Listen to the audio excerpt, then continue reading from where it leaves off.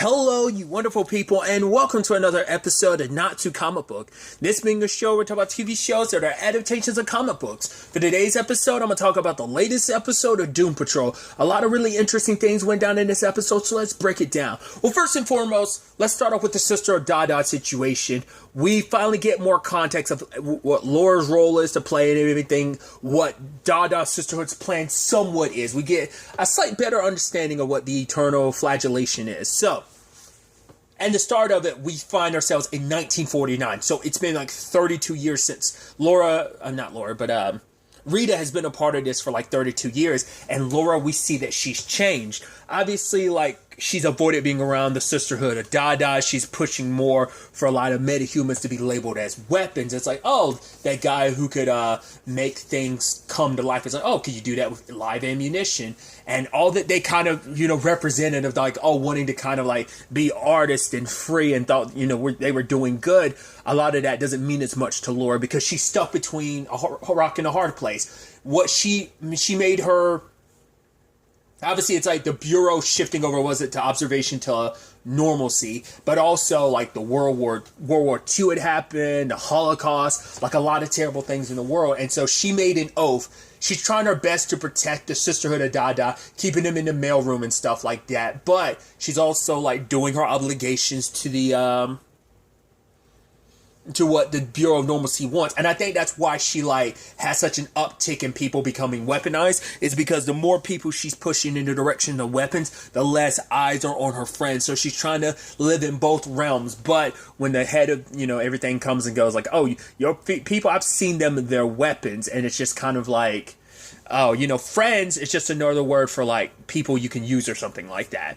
And so she's stuck between that rock and a hard place because Rita tries to offer her a chance to, join the sisterhood. And obviously her and Malcolm are the only ones that are more up in spirits because everyone else is a lot more dire and down. And obviously so, because it's like everything that's going down in the world, to not just the Holocaust, not just World War II, but what's happened to black people. It's just like so much terrible stuff. What happened to end the World War II, where like a whole bunch, the atom bombs were dropped to end everything, like Hiroshima and Nagasaki, wasn't it? I always remember Hiroshima. I do apologize on my ignorance. I want to say, wasn't it Nagasaki was the other place? I said Nagasawa, but I want to say it was like Nagasaki was the other place that got hit by the atom, because it was like two places in Japan that got hit, I believe. The one that always comes to my mind, like I said, was Hiroshima. But it's just like that wiped out a lot of lives. And it's like, here we are, essentially, he's like, yeah, we took our paycheck and we ducked our heads down. And like what we did was compliance. Like, because we didn't do anything, it makes us just as responsible. Because it's the thing of like, we didn't fight against everything. It's like, we've just sat on the sidelines after everything. It's like, who are we and what are we and why are we? We're trying to make the world a better place. Considering everything that's happened, we haven't really made the world a better place doing what we've done. What we've done is ducked our head low. So there's always been the debate about the eternal flagellation, but they've always turned it down because it's like, no, like we don't need to do that. But now it's like, no, we have to. This will be a big statement to the world. It'll be our statement to the world. And so they're going along with it. But Laura shows up and, she's like, I'm thankful for everything that you guys ever done for me, done to me. Like, you've made me. It was kind of it was kind of a happy dream for a little bit, but that dream, every dream you have to wake up eventually. And so now for Laura, not saying that was her words, but that's kind of the vibe you get from it. And so Laura ends up turning on them, and now she has to shift all of them going weapon, and she betrayed the sisterhood. And in that process,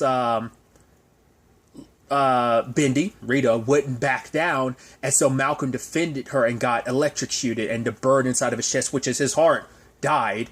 And now also explains, like, because I thought like, oh, Malcolm rapidly aged, but it's like years later we see, so it's like, yeah, because like it seems like most metas in this, not all metas, but most metas kind of have that like, oh, we don't age type of situation going on. And I was kind of confused about the Malcolm thing. It's like, no, Malcolm, he like now in retrospect, it's like, yes, he had that mask he was wearing during like him and Rita put on mask of each other. That's what he was wearing in the underworld or the afterlife. So that's what that was. I thought it was just him had rapidly aged. It's like, no, he was wearing a mask at the time. So now we have more context for that. But Rita had to watch the men that she loved died, and it was all because of Laura, you know? So now it kind of, you know, and Rita was able to escape. She was able to slip through a crack. Because we did hear from Fogg, like, Sherry, she was like, yeah, like, she had to spend years doing what the Bureau of Normalcy wanted them to. And, like, it figured, like, the reason why they had such an issue of Laura is because of, like, she betrayed them. She was one of them. But even then, it's like, the fact is, if it's a difficult choice, that means she's not with us. Like, it shouldn't be a difficult choice. It should be easy, like, because, for one, Laura is a metahuman as well. You're part of the Sisterhood of Dada. You would want to be a part of this. So for her to choose the Bureau of Normalcy to turn not only on her friends, her family, and make them into the weapons they did. Just because of the state of the world, you know what we represented and who we were. I mean, granted, at the end, she was like, don't harm them. They're not going to fight back. They're pacifists. You don't have to be so aggressive. But for her, she, you know, in her mind, it's like, I was doing the right thing. Like, I put you guys to work because the world was a dangerous place. But it's like an ideology that they didn't want to be a part of, that they didn't agree with. They were forced to be a part of. Like, Laura kept them safe for so long, but for her to, like, shift on a dime, and it's like, I don't think she was in an easy position, because eventually, I think maybe in her mind, it's like she made an oath to the Bureau, but also I think it is like maybe she thought in the end, like, I am doing the right thing, because with your powers, you will be able to make the world a better place. Things will be better in the end if you're kind of out there, you know, doing your thing. Or maybe it's just to preserve her own position. Show, you know, maybe she thinks like, right, if I'm in good favor with the Bureau of Normalcy, I can make sure you guys are okay.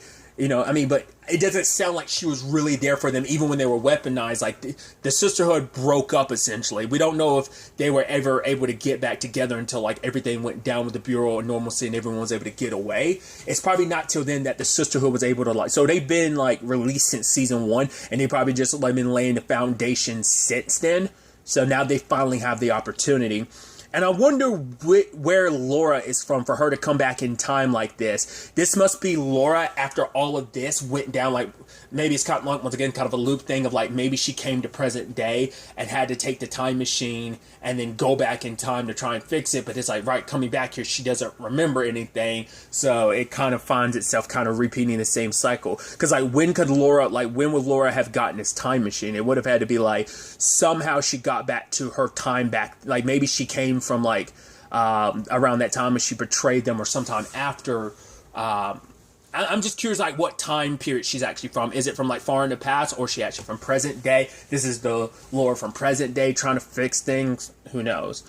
Because we know, like, once again, the Brotherhood of Evil wanted her dead, wanted Rita dead. So this has to be like after Rita escaped, she went off and did some stuff for her to be on their radar, for them to think like, oh, we need to kill her. So there's still gaps that have to be filled in that way, storyline wise. But other than that, present day, everyone's dealing with their respective situations. First and foremost, you have Cyborg still trying to aim for the synthetic skin, but the person who's performing on him, she actually worked at Star Labs. She's like, yeah, I remember you when you were so small. Like, obviously for her, she really liked what they did at Star Labs until they start leaning in more to the weapons manufacturing, and she didn't like the thought of like, yeah, there's so many people who lost like bits of themselves and stuff like that because of Star Labs weapons. And so she liked to be able to help people, not the weapon side of things. And so for when it comes to Vic's situation, they can give him the synthetic skin, but it would mean removing a lot of the pieces that make him cyber. Like, not a lot of like the prosthetics that make up for his missing limbs and the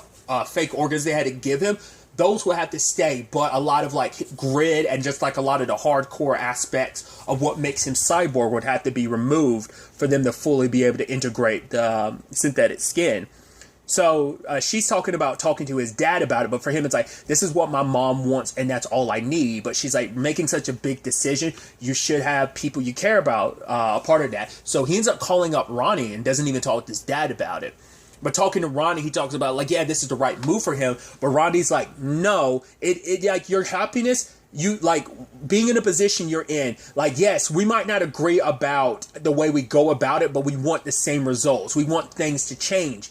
me going through the back door, you're able to walk through the front door because you as Cyborg holds a lot of weight. It puts, like, not everyone else can consider themselves in that position of having the power and the name recognition to make things change. You know, you went your way, I went my way, but you know, it's not like a thing of like who's right, who's wrong. It's like, no, we're both trying to achieve the same thing, just going about it different ways. And it's like, what about being a hero? He's like, I could still be a hero without being Cyborg, but it's like, no, like, there's just stuff you can do as Cyborg that you can't do as Big Stone. It is that thing of, this fight is too important for you to, like, sacrifice it just for your own happiness, because you can either fight for change, or you can, because there's only so much, like, you don't have, as Big Stone, there's just stuff you won't be able to do. There are doors you won't be able to get open. There are tables you won't be at, because being able to pull out a big giant ass can and be like, listen to me, being able to say I'm Cyborg, essentially, and you know, maybe this is a quote unquote crass way about it, but it's like,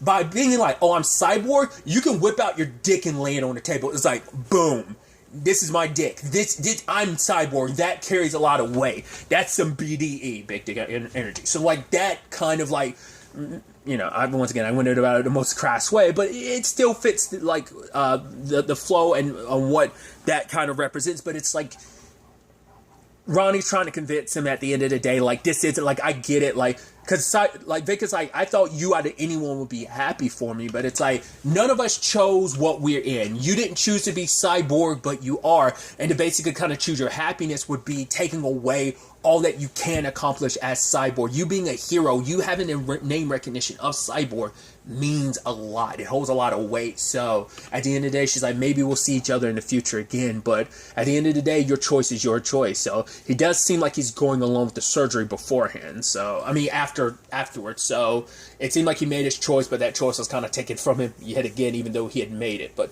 we'll see. Then we have the Jane side of things, which Jane goes to visit Kay, but Kay's like super upset because it turns out that her bike was stolen. And it's like, oh, maybe someone borrowed it. Well, we can go get you a bike, and this time we can actually pay for it, because last time she did steal someone's bike, and she's like, I don't want that. Like, I'm never going to the top again. It's just like, I guess that kind of scarred her, because it's just like, what's the point of getting anything that, you know, it's like nothing's going to work out the way I want it to. Like, just when I put myself out there to go out there to the world in decades, after like 70 years, for it to kind of be spit back in my face, and it's just like, no, everything sucks. Nothing's going to work out. You know, it's just like, she's still a little girl. She's like, don't treat me like a baby. I'm not stupid. But it's like, yeah, you were stuck in this state of being this child. Like, I don't know, not saying it's like, it's just what Kay represents. It's like, yeah, her innocence. I mean, granted, that's what Baby Doll. I mean, it makes you wonder in some shape or form, is it because some of them aren't alive anymore? Like, let's not forget, Baby Doll is dead. So like, maybe because Baby Doll represented that side of her where she could just be like, but now it's like Kay's in the process of trying to grow up, but also it's like she never had an opportunity to grow up. So like, all of this is kind of happening fast. It wasn't like a slow build up process. It's kind of all happening at once. So Jane goes and confronts the others, in particular the doctor, being like, why the hell did you like steal the bike? It's like, no, like whatever that happened, it's a good thing, because now Kay is going to stay where she is. But Jane's like, yeah, but she's not staying because she's happy. She's staying because she's depressed. But then it's like, you know, our job is to protect her. And then the doctor's like, but who's supposed to protect us? And in that moment, Jane's looking, because it's not just a few. It seems like a lot of the personalities are down on like this whole thing. And it's like, it seems like Jane's kind of alone in this. Like, it's kind of her against literally everyone else. From what we can see, maybe some other personalities that weren't there or nearby do like mess with what she's like, kind of like side with Jane in that, but just didn't speak up. It's interesting because like, how you can interpret that line of like, who's going to protect us? I guess it's because like, when our entire existence is based around making sure she's okay and everything. Like my thought before was, they're worried that if Kay goes out there in the world and she grows up, she won't need them as much, and they're a construct, and that they'll disappear now that they no longer have a purpose. It's like, why we still exist? Maybe Kay will get rid of us when she no longer needs us, because she'll be back out there in the world. I don't know if that was my initial thought, but kind of along those lines, maybe it is a thing of, we're here protecting Kay, but what about protecting what we want? We've always had to mend to what that little girl wants. We're all individuals too. Like, should we be able to get what we want? And I guess maybe that kind of coincides with what Sherry's conversations were with Jane like 2 episodes ago. So maybe there's like correlation of like rest of the personalities feel that same way of like, who's going to protect us, who's going to look after what we want.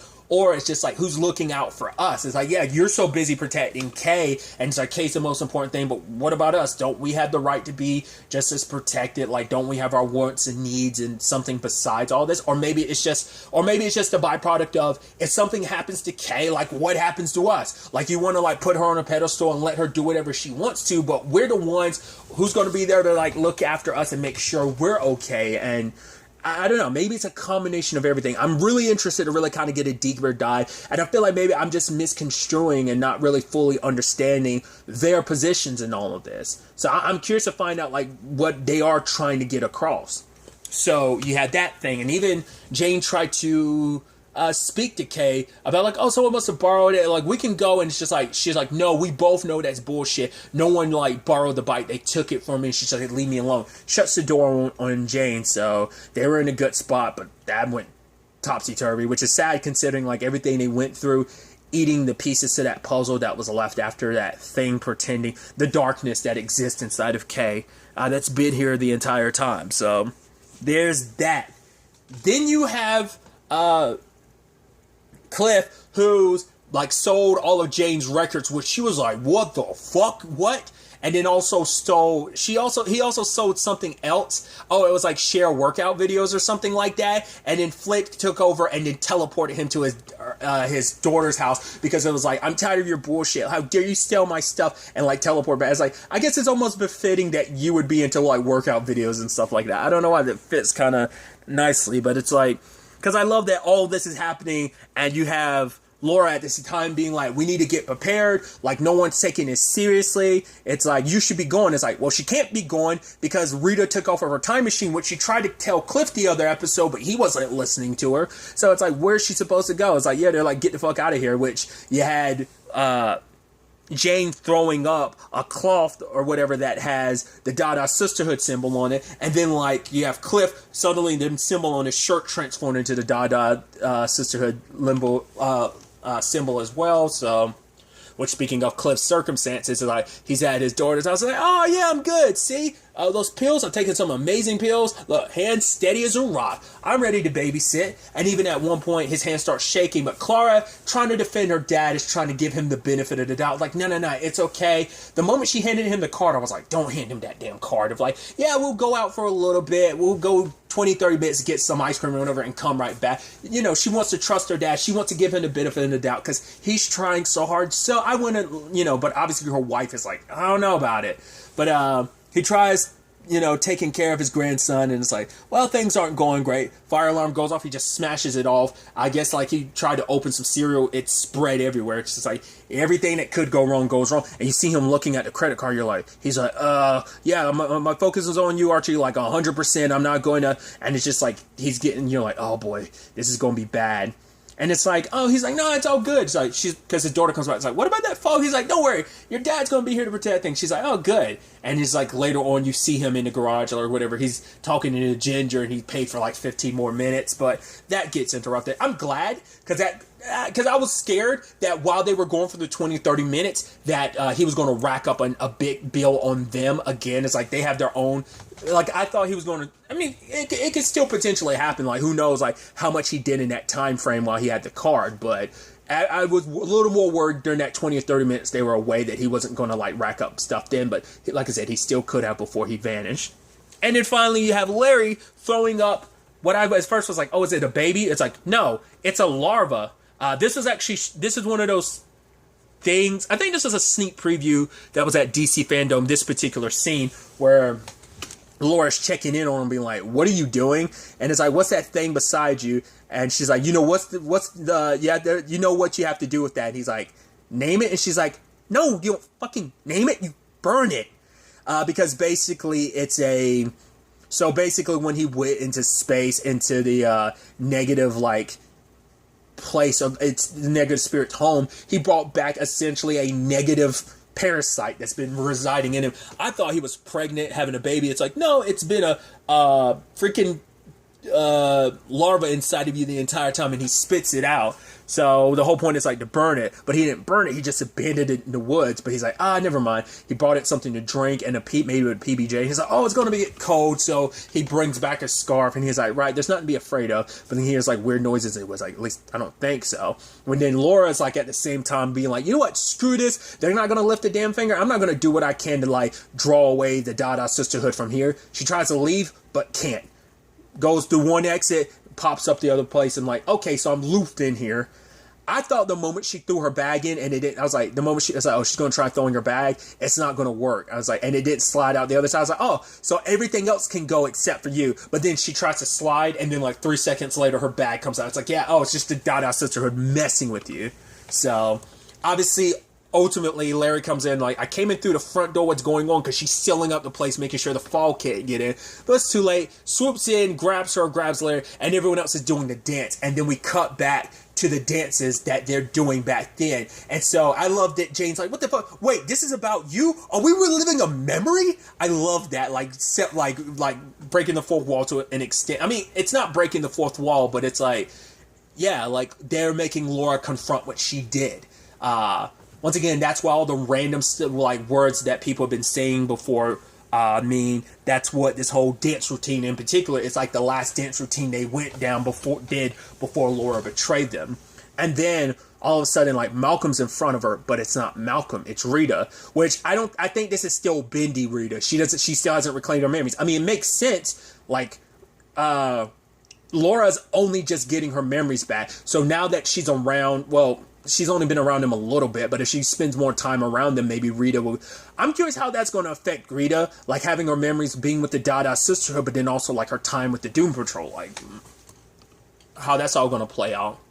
But it ultimately is like, what the hell is going on? And at first they're like, it's the dance situation, the eternal flagellation, but then it's like the egg inside of the cage cracks, opens up, it's like a giant flying mouth, and you're like, what? It's like, this is Malcolm. You have to make up for what you did. But Laura's like, no, like, I did right by making you guys into weapons. Laura's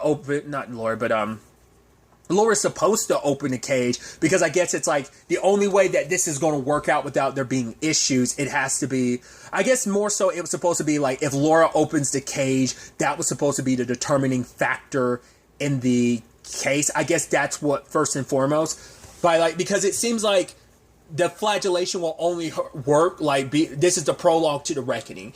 If you're evil, if you're not evil, you won't have to worry about it. So this is like their grand plan of I guess these things are going to fly around the world, and if you're evil, you'll get either teleported to like a different space for punishment, or if you're good, maybe you're left alone. Who knows? But essentially, because Rita opened it up, all of them spread out. But I guess the whole point was to start with Laura. Maybe if Laura could convince them that she's good, maybe she could still be a part of this, and maybe she doesn't have to be, I don't know what they were really hoping by, because it's like Laura has to be the one. But I guess it all plays in, maybe things just got expedited faster because Rita's the one that opened it up. But they disappear, and it's like, what the hell is going on? Obviously, Larry gets hit by one and disappears. And then, you have Jane getting crapped on. And Vic's like, I don't know what's going on. I still feel like I'm pretty high. I mean, he was on some anesthetics at the time, about to be ready for his surgery. So that's why him and Cliff weren't in the best. I mean, Cliff just still hasn't been in the right mindset since he took all those pills. But then slowly, those things are flying everywhere. And last thing we see is one heading towards Jane. So where they end up in the aftermath of all this, who knows? Obviously, the respective situations they kind of left behind. This Rita situation, the Dada sisterhood, what the full scope and scale of all of this is going to be. We'll ultimately have to wait and see where all of this ends up taking us going forward into the next episode. I wonder what the scale of good versus evil is, because it's like, you don't have to worry about it if you're a bad person, unless you're a bad person. So, like I said, I'm curious, is it going to be an instant, you're taken out of commission because you're a bad person, or is it taking everyone to a place to be judgment scaled of whether you're more good than evil, that's somewhat subjective, but I don't know. Like I said, the full clarification of everything, we'll have to wait to see where it all takes us going forward into the next episode. I'm excited to see only 3 episodes this season, but we did find out at DC Fandom that Doom Patrol is coming back for a 4th season, so that's good to know. But we also got sneak peeks at like the next 3, this episode and the next 3 episodes as well. Just continuing to be wacky and crazy and like, holy crap. I don't remember everything because it was pretty quick shots and I only watched it once during the live stream, so some of it might come back to me while we're watching it during the final 3 episodes of the season, but maybe some of it will, some of it won't. But either way, I'm very, very excited to see where all this ends up taking us going forward into the next episode. But really, that's all I'm going to talk about. Until the next time we meet, be happy, be safe, live life to the fullest, and enjoy it. Good day and goodbye.